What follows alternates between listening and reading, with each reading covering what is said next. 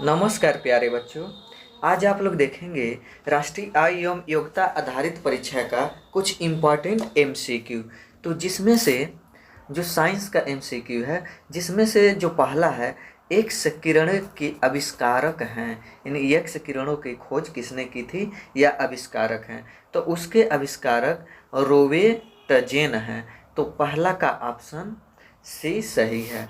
अगला जो है यानी सिस्मोग्राफ यंत्र निम्नलिखित की तीव्रता मापता है। यानी सिस्मोग्राफ जो यंत्र है किसकी तीव्रता मापता है, तो इसमें दूसरा का ऑप्शन है बी यानी भूकंप का। अगला प्रश्न है तीसरा, रिएक्टर स्केल किसको मापता है, तो इसमें तीसरा का ऑप्शन सी यानी भूकंप को मापता है। फिर अगले प्रश्न पर चलते हैं। अगला प्रश्न इसमें प्रकाश वर्ष मात्रक है। प्रकाश वर्ष किसका मात्रक है, तो इसमें चौथा का बी ऑप्शन यानी प्रकाश वर्ष एक दूरी का मात्रक होता है। फिर अगला प्रश्न कि निम्नलिखित में से कौन सा अनवीकरणीय ऊर्जा का स्रोत है, यानी नवीकरणीय नहीं अनवीकरणीय। तो इसमें पांचवा का ऑप्शन सी यानी अनवीकरणीय किसे कहते हैं कि जिसे दोबारा न प्राप्त किया जा सके उसे अनवीकरणीय ऊर्जा स्रोत कहते हैं। जैसे कोयला व पेट्रोलियम दोनों को दोबारा नहीं प्राप्त किया जा सकता है। अगला प्रश्न, ऊर्जा के नवीकरणीय स्रोत कौन है, तो इसमें छठवां का ऑप्शन डी यानी सभी हैं, क्योंकि इन्हें वायु जो है या जल हो या सूर्य हो तो इसे हम हमेशा प्राप्त करते हैं, यह कभी समाप्त होने वाला नहीं है। तो इसीलिए ऊर्जा के नवीकरणीय स्रोत में यह तीनों वायु जल और सूर्य तीनों है, तो इसलिए इसका ऑप्शन डी यानी उपयुक्त सभी। फिर अगला प्रश्न कि ऊर्जा के अनवीकरणीय स्रोत हैं, यानी ऊर्जा के अनवीकरणीय इसमें से बताना है वायु जल कोयला और बायोगैस। तो इसमें सातवां का ऑप्शन सी यानी कोयला। क्यों कोयला अनवीकरणीय है, क्योंकि कोयला को दोबारा नहीं प्राप्त किया जा सकता। अगर यानी कोयला पृथ्वी से भविष्य में समाप्त हो जाता है तो इसे दोबारा नहीं प्राप्त किया जा सकता, या यह कोयला जो होता है करोड़ों वर्षों में तैयार होता है, हजारों और करोड़ों।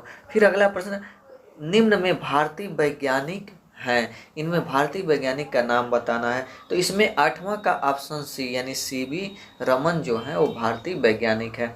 अगला प्रश्न नौवां कि निम्न में से किस वैज्ञानिक ने विद्युत बल्ब की खोज की, तो नौवां का ऑप्शन डी यानी एडिसन ने विद्युत बल्ब की खोज किए थे। अगला प्रश्न, ऊर्जा का नवीकरणीय स्रोत है, तो यानी नवीकरणीय जिसे दोबारा प्राप्त किया जा सकता है, तो इसमें 10वां का जो ऑप्शन है वह है डी यानी बहता हुआ जल। पेट्रोल समाप्त हो जाए, डीजल समाप्त हो जाए और यानी लकड़ी समाप्त हो जाए तो इसे दोबारा नहीं प्राप्त किया जा सकता, लेकिन बहता हुआ जल कभी समाप्त नहीं होगा, तो इसलिए बहता हुआ जल नवीकरणीय स्रोत है। फिर अगला प्रश्न, पुनः न प्राप्त होने वाली ऊर्जा का स्रोत है, तो 11वां का ऑप्शन है डी यानी कोयला अगर समाप्त हो जाए तो भविष्य में नहीं प्राप्त किया जा सकता है, या बहुत हजारों करोड़ों वर्षों लग सकते हैं प्राप्त होने में।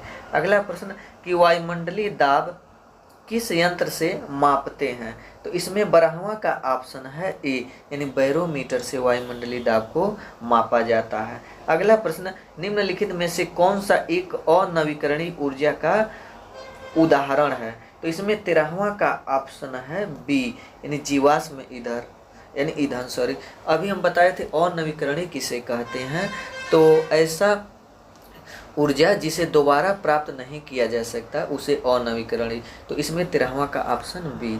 अगला प्रश्न है कि निम्न में से समय को मापने की सबसे छोटी इकाई, यानी समय जो मापा जाता है तो उसकी सबसे छोटी इकाई क्या है, तो 14वां का ऑप्शन ए यानी मिली सेकेंड। सेकेंड से भी छोटा मिली सेकेंड होता है।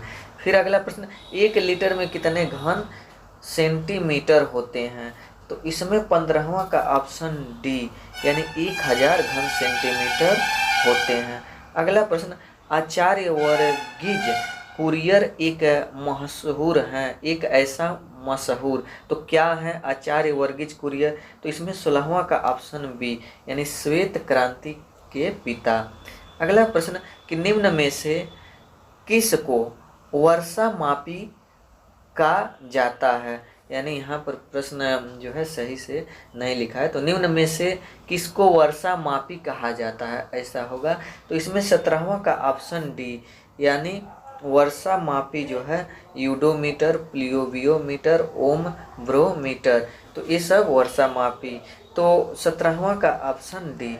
फिर आगे बढ़ते हैं, अगला प्रश्न कि हवा के वेग एवं दिशा को मापने के लिए उपयोग किए जाने वाला उपकरण, तो 18वां का ऑप्शन है इसमें सी, यानी एनीमोमीटर। अगला प्रश्न, नील आर्मस्ट्रांग ने चंद्रमा पर कदम कब रखा, तो 19वां का ऑप्शन ए, यानी 20 जुलाई 1969। अगला प्रश्न, ब्रेल पद्धति में कितने बिंदु किट पैटर्न होते हैं, तो इसमें 20वां का ऑप्शन है डी, यानी 63। अगला प्रश्न, नवीकरणीय संसाधन का उदाहरण है, तो 21वां का ऑप्शन सी, यानी पवन ऊर्जा। नवीकरणीय जिसे प्राप्त किया जा सकता है, समाप्त होने यह कभी समाप्त नहीं होता है। अगला, ऊर्जा का गैर परंपरागत स्रोत है, यानी इसमें 22 का ऑप्शन ए, यानी परमाणु ऊर्जा। अगला प्रश्न, सूर्य अपनी विकिरण ऊर्जा प्राप्त करता है, तो 23 का ऑप्शन डी, यानी नाभिकीय संलयन द्वारा सूर्य अपनी विकिरण ऊर्जा प्राप्त करता है। अगला कि सभी जीवों के लिए ऊर्जा का परम स्रोत क्या है, तो इसमें 24 का ऑप्शन सी, यानी सौर ऊर्जा। अगर सौर ऊर्जा सूर्य की रोशनी न रहे तो सभी जीव नहीं रह पाएंगे। वीडियो अच्छा लगा तो लाइक करें और सब्सक्राइब जरूर करें ताकि और भी अधिक से अधिक वीडियो बना।